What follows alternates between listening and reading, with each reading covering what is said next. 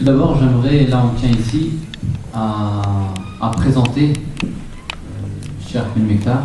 Donc le Cheikh Ben Mektar, c'est l'imam de la mosquée de Villeneuve-d'Ascq. Il est aussi l'auteur d'un livre aux éditions Maison des Nours qui s'intitule L'accompagnement du malade jusqu'à la mort. Il a aussi dirigé un certain nombre de revues publiées dans le cadre de l'Institut Al-Iman. Il est d'ailleurs le fondateur de l'Institut culturel Al-Iman qui jusqu'à aujourd'hui est encore actif et à travers lequel il est dispensé un certain nombre de cours, notamment en fiqh. Et d'ailleurs c'est Oustad Abdel Wahab qui dispense des cours de fiqh, de aqidah, de culture islamique, de sira et des qualités sublimes du prophète qui est d'ailleurs dispensé par le Cheikh Ahmed Mektar. Il intervient aussi activement dans des dialogues interreligieux, mais aussi au-delà de tout ceci, Ahmed Mektar, c'est quelqu'un qui a fait des études d'art, c'est bien ça, mais je ne me trompe pas. Donc c'est un artiste, hein, c'est quelqu'un qui a la touche, hein, qui a le pinceau. Et voilà, c'est un critère qu'on ne met pas souvent en avant et qui pourtant a son importance. Donc Cheikh Mektar, c'est un artiste. qu'Allah le récompense pour son engagement et pour tout ce qu'il a fait pour la communauté. Et sans trop tarder, je vais le laisser prendre la parole autour du thème « Que signifie mon appartenance à l'islam ?» Bismillahirrahmanirrahim. Alhamdulillahi Rabbil Alamin. والصلاة والسلام على سيدنا محمد أشرف المرسلين وآله وصحبه أجمعين والعاقبة للمتقين ولا عدوان إلا على الظالمين ولا حول ولا قوة إلا بالله العلي العظيم. Chers frères et sœurs, assalamu alaikum wa rahmatullahi ta'ala wa barakatuh. Donc, mon arrivée tardive m'a permis d'écouter le professeur Abdel Wahab, et je me suis dit, à quoi est-il bon de m'inviter moi s'il y a Abdel Wahab ici, et je vois Soufiane, il est là. Allah Azza wa Jal, j'implore Allah subhanahu wa ta'ala, mais khayibnash.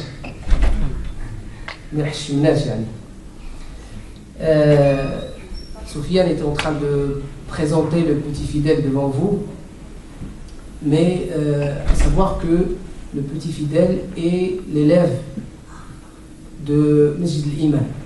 Donc l'élève de Masjid al-Iman, j'ai appris beaucoup dans cette mosquée avec vos parents, j'ai appris beaucoup avec votre imam, Si'allal.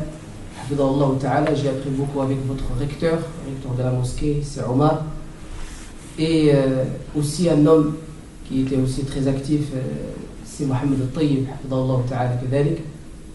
mais aussi mon maître, qu'Allah Azza wa Jal illumine son chemin et qu'il l'agrée, subhanahu wa ta'ala, qui est Sheikhna Sidi Mohamed Al-Khayyat.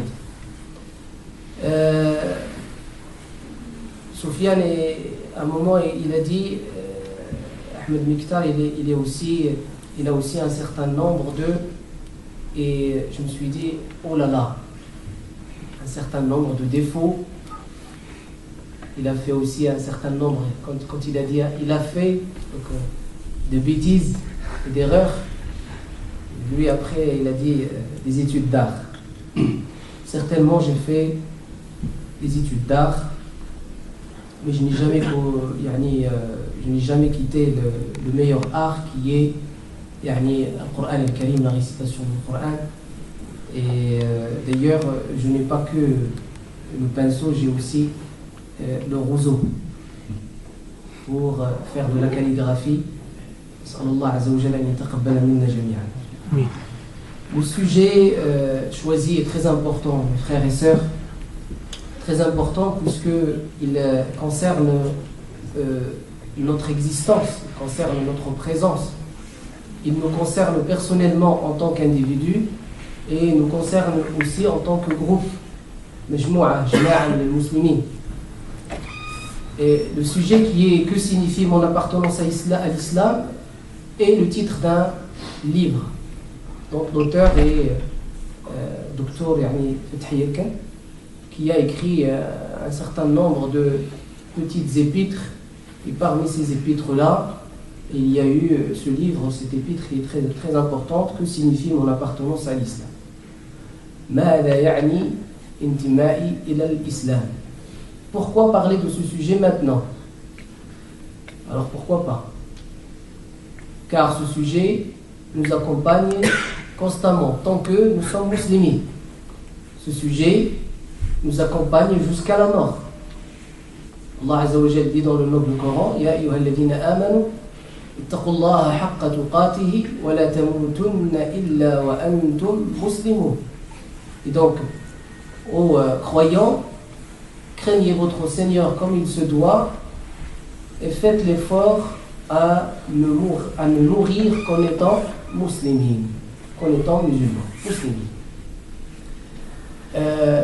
Pour traiter le sujet, il faut essayer de décortiquer son titre.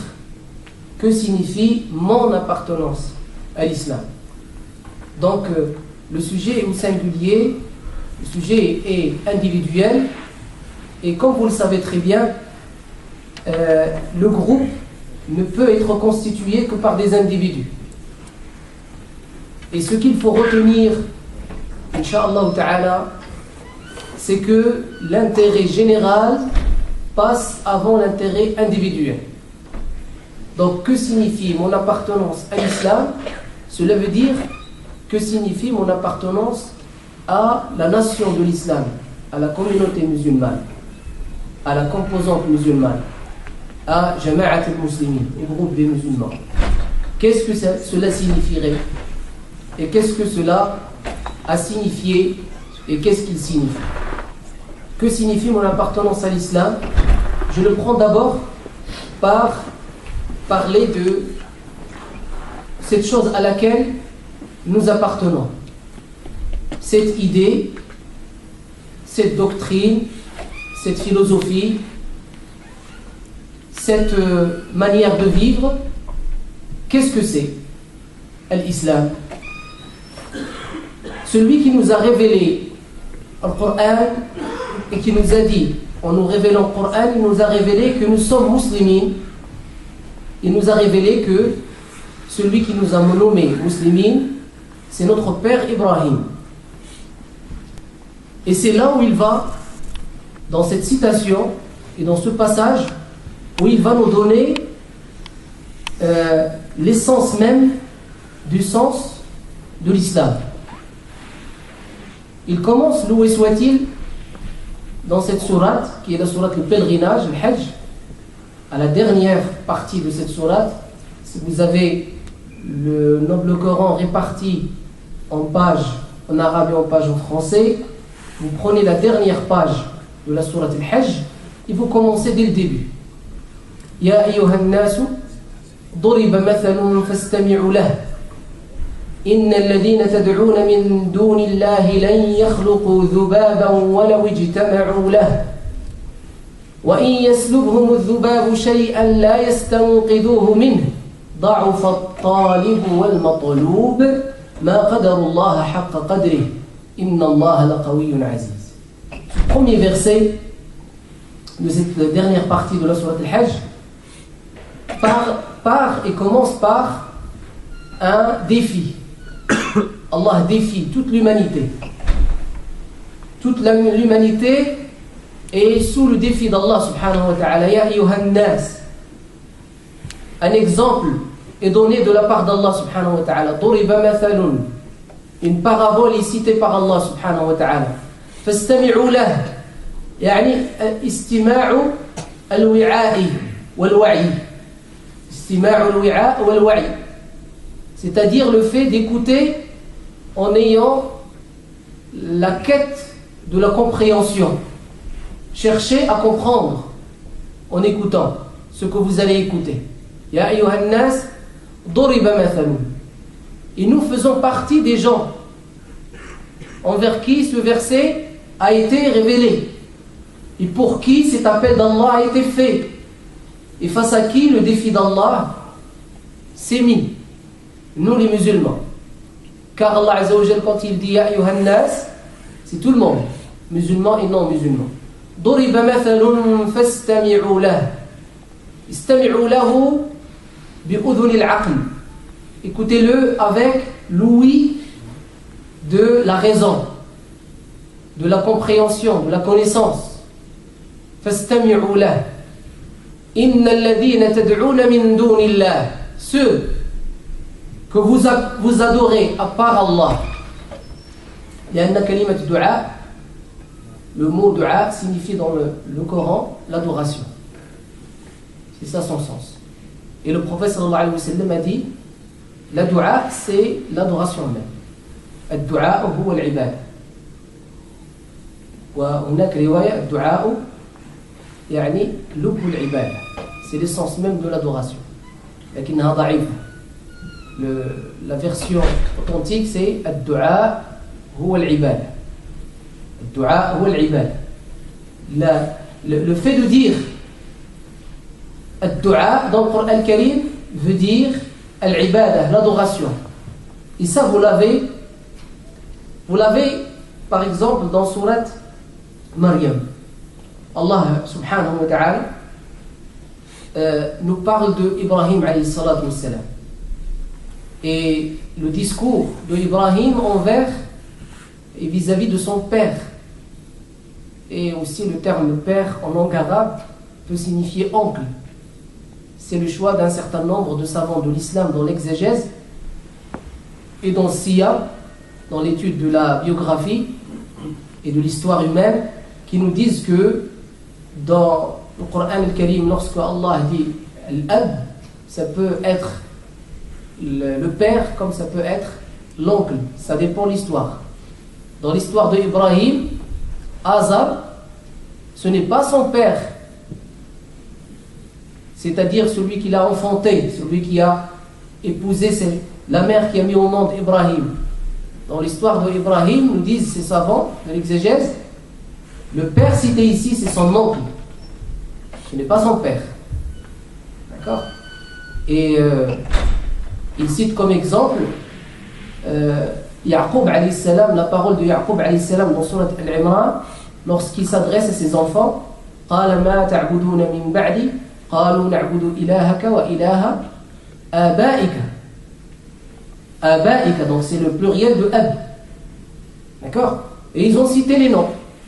Ibrahim, wa Ismaïl, wa Ishaq. Et nous savons très bien que Ismaïl n'est pas leur père. C'est leur quoi? C'est leur quoi? Leur oncle. C'est le frère de Ishaq, de son père, qui est Ibrahim alayhi salatu wa salam. Donc, juste pour vous mettre dans le contexte, Sayyidina Ibrahim s'adresse à cette personne et il lui rappelle que les idoles qu'il est en train d'adorer ne peut ni lui apporter un bien ni lui apporter un mal, ne peut ni lui nuire ni lui ramener un bien. Au contraire, s'il l'adore en adorant le démon, le shaitan, il serait le jour du jugement en enfer avec shaitan. Ya abati, lima ta'budu ma la yasma' wa la yubsir wa la yughni 'anka shay'a. Ya abati, inni qad ja'ani min al-'ilmi ma lam ya'tika fattabi'ni ahdika siratan sawiyya. Ya abati, la ta'budi ash-shaytana inna ash-shaytana kana lir-rahmani 'asiyya. Ya abati, inni akhafu an yamassaka 'adabun min ar-rahmani fatakuna lish-shaytani waliyya. قال أراغب أنت عن آلهتي يا إبراهيم لئن لم تنته لأرجمنك واهجرني مليا قال سلام عليك.